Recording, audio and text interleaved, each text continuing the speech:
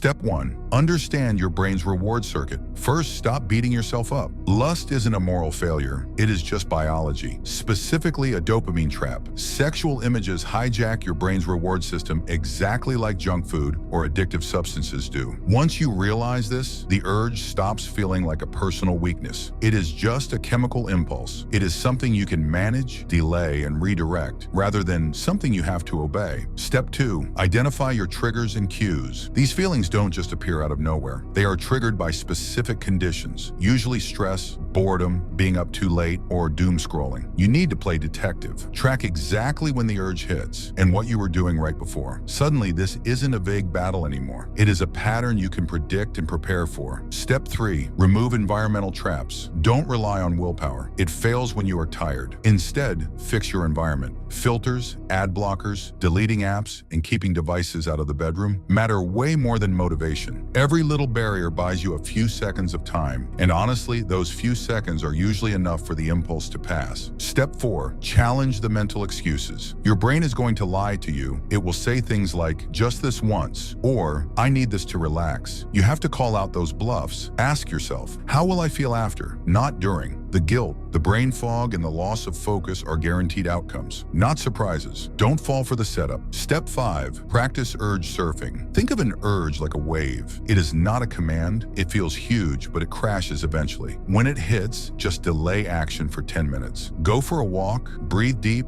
or drink some water. If you don't feed the urge immediately, it usually peaks and dies down on its own. Step 6. Regulate dopamine daily. If you fry your dopamine receptors all day, your brain will scream for extreme stimulation at night. You need balance. Get morning sunlight, lift some weights, eat real food, and cut the screen time. When your system is balanced, self-control doesn't feel like a heroic struggle. It just happens naturally. Step 7. Break the habit loop. Habits are just loops. Cue, routine, reward. You can't always stop the cue, but you can change the routine. If loneliness is your trigger, don't isolate yourself. Go outside or call a friend. If you repeat this new reaction enough times, the old automatic behavior starts to break down. Step 8. Build structure and meaning. Boredom is the enemy here. If you are just sitting around, your mind will drift. Structure your day with training, work, and real social interaction. When you are busy making actual progress in life, your brain gets fulfillment from that, so it craves the cheap dopamine hits a lot less. Step 9. Manage stress and sleep.